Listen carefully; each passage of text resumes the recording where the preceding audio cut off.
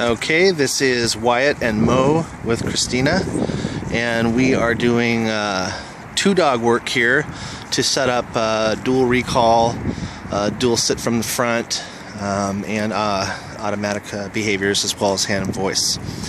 I like to think of this kind of training as riding a horse, and you've got the reins in your hands, except it's a little more intense would be my description.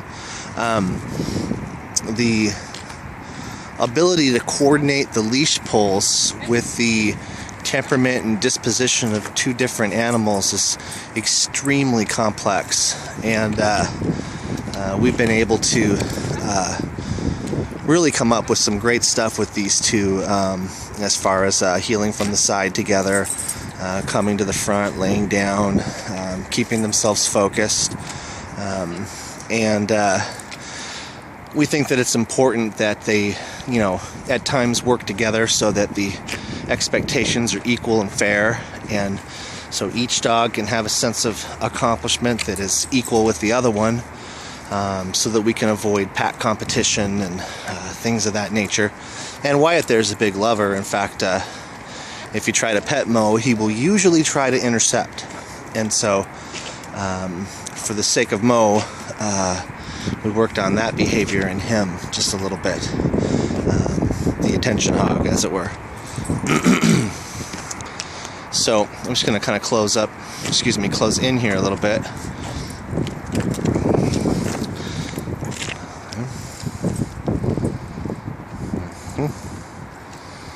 Just let you guys kind of check this out for a second. And again, notice the hand and the voice are synchronized. Whether it's one dog work, two dog work, three dog work, whatever it may be, the key is to synchronize your hands, your voice, your corrections, your lead work, maintaining the consistency. You'll notice that we do not need to pull the dogs to get them to follow us. We keep the leashes loose, nor do we have to pull them to get them to lay down. And this kind of hand and voice command, I think, is important for any dog to learn truthfully, as they depend on us for so much. And again, this video is usual Nitro K-9 style. There is no editing. There is nothing staged or faked about it. This is just two dogs that are here on a board and train program that we decided to add some extra things to, in addition to the things that I'm going to show you shortly. You want to show them one at a time? Or can we look at two dog heel? What was that? Can we look at two dog heel? Yeah. Okay. So we're going to start the two dog heel here, and this particular thing, a lot of people have two dogs, and they have two dogs of two different breeds or two different sizes or two completely different temperaments. And a lot of people want to know, how can I walk both of my dogs together? And my answer, while boring, has been consistent. You train them that way. You spend time with each dog to develop the automated behaviors and keep things fair. In this instance here, we're having both dogs walk on the left, and they are trained, both dogs, to walk on the right, and each dog is trained on the left and the right as well individually. Therefore, you've got a lot of options if you're in a pinch as far as how to walk them, or if you run out of trail or something like that.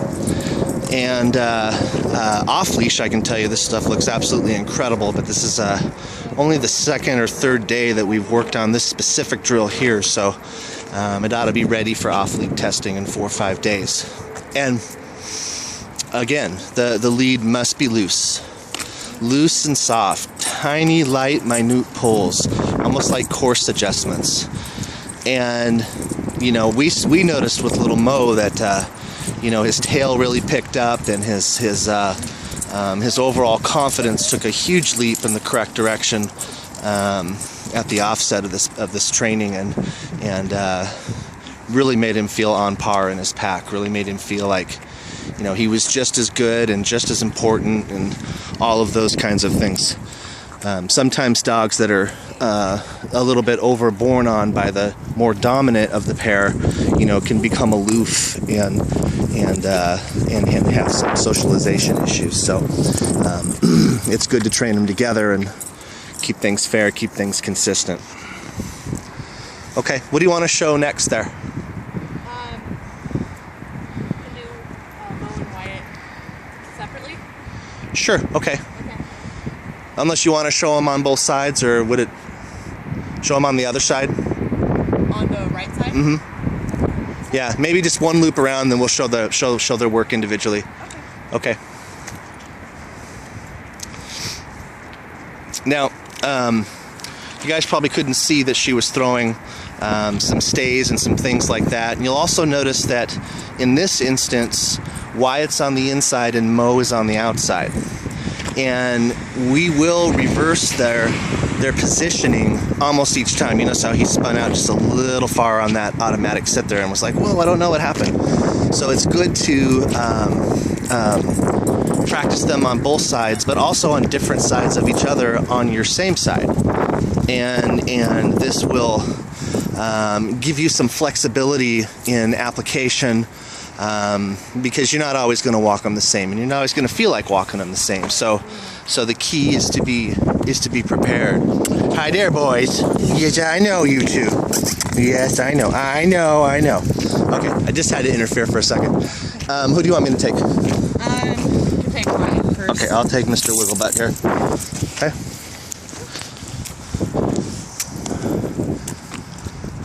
So this is Moe right now at the moment here. He's with us in a board and train program, a 14-day. That's 14 days in a row.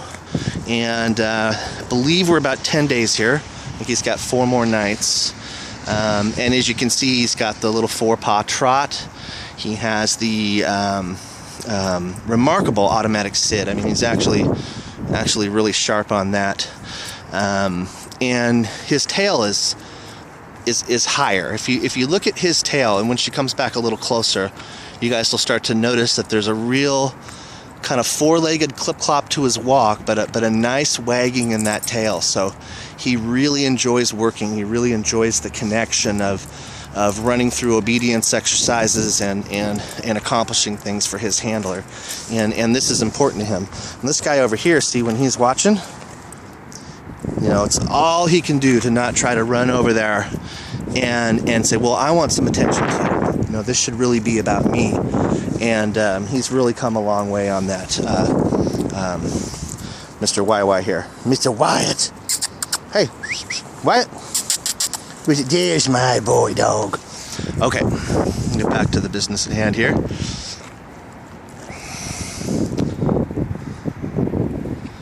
And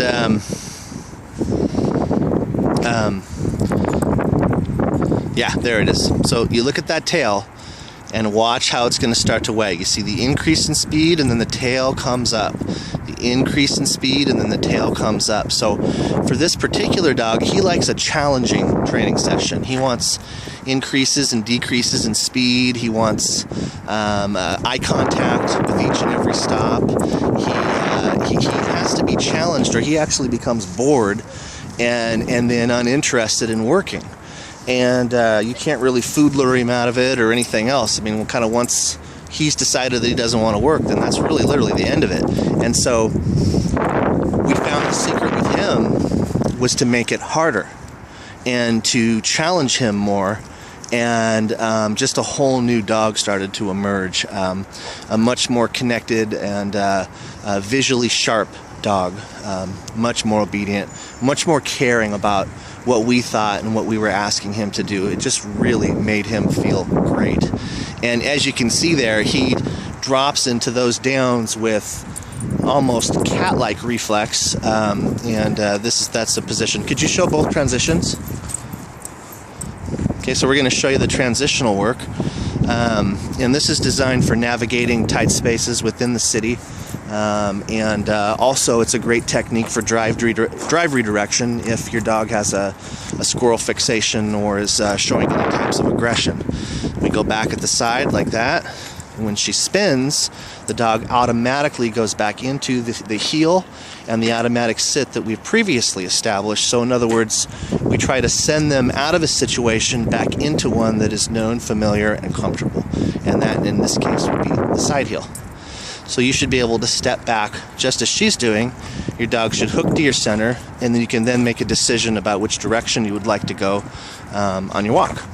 And again, she's like a little tiny leash pull there to help get his head in. And you'll notice that, you know, again, you really just need the gentlest leash movement. And boy, I'll tell you, all kinds of dogs starts to creep out on you. Just a lot of cool things and personality and temperament in just their attitudes. Incredible. Okay, Christina, let's do Wyatt, all right? Christina can kind of go into the zone on me and start training. And just as much as you guys know, I can probably keep talking without saying too much, even though I don't mean to. Christina? Yeah. Can we swap them? Huh? You're in the zone, huh? Yeah. Here. Okay. And there's the Momo. There's our Momo. Hi, Mr. Momo. What a good sit. Look at that good boy. Mr. Momos. Look at you. You did so good. And this, a lot of the time, is about as excited as Mo gets. But it is for him. It is for him actually really good. Now this is Wyatt. Okay, and we're going to run over the same things here. The majority of the first level stuff. We can't cover go to your bed, and we haven't taught them come around yet. So this is everything that we're doing so far. And he has a real nice heel, and his tail is constantly wagging, and he's super happy. He has a real genuine desire to please, coupled with a very interesting sensitivity. He's very forward with his feelings and very honest about them. Wyatt is a real special boy. He's really a sweetheart. He can be a little impulsive, you know. He'll try to bolt. He'll try to he'll get excited and kind of lose reason. And for these reasons, we've increased his external stimulus and tried to keep him around areas where there were children playing and train him. You know, just wherever we could find a little hustle. And it seemed like it really helped him to kind of get acclimated to working in those surroundings and having that just be routine and normal for him. And this, again, you know, to whoever of you guys is listening to this and watching this, it is important that you always do your practice and train your dogs outside in the real world. There is time when you should practice at home. Not saying you shouldn't, and you should, and you'll probably have to. But we want to train them the first few months or so as often as we can outside, and especially in the areas that they really enjoy. Like, you know, you would do maybe some come sits. Can you show the come sit? Come sit. I'm going to show you a couple drills here that really sharpen the dogs. Set up your off-lead come, set up your off-lead hand and voice, get them acclimated to running what we would call a stylized drill, and that's what this is. This walking backwards that you're seeing here, until his head starts to come up just a little bit higher, he will not have a reliable recall. So when walking backwards, you're looking for that moment when the dog looks up to you to give your signal and to execute whatever your plan is. You never do it when they're not looking. And you can do little kissy noises, and with him, you'll notice there's a much different disposition from the side heel. He's a little bit, his head's up a little higher, he's more confident. You know, that's a thing that typically is external environment. He's a little nervous about coming long distances, and so I actually got the long line out this morning and did some work with him, and you know, he was staying at about 30 feet and coming back in a straight line. So he can do it, but this one can have some selective hearing sometimes. But all in all, I think for his first 10 days, he's doing pretty good. And You'll notice that we've talked a lot about turning the hip, and we're not having the boys turn their hips on the concrete because I don't want them rubbing on anything. But that would be something that you do on the grass or in your house or something like that. Important to make sure that the hip does turn over, that they know the difference between a ready down and a relaxed down. Just the same thing as a strong heel, or a relaxed heel.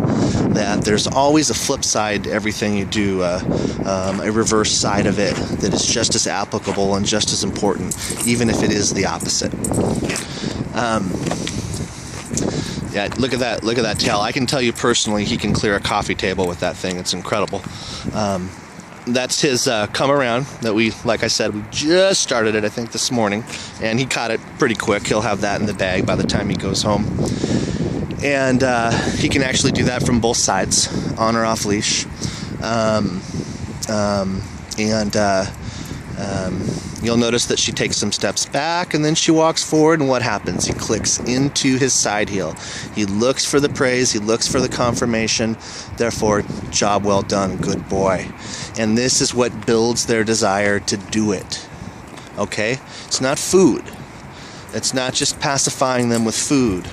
It's them accomplishing something for you and for them that is uplifting and positive. And, that's what working a dog in my book is really all about.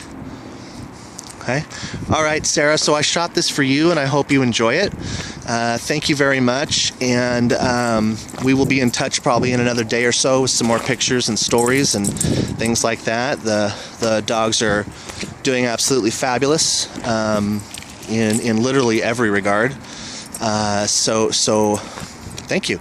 And all of you that are watching this, I hope you were watching Christina's hands and listening to her voice and watching all the subtleties here, so that you can help improve your training with your dog as well. Okay, you see that little prant he's got going, kind of little trotty, show trot there? Ah, he's such a cutie. Look at that dog. Imagine that with no leash. That'll be next. All right, thanks a lot, you guys. Bye-bye.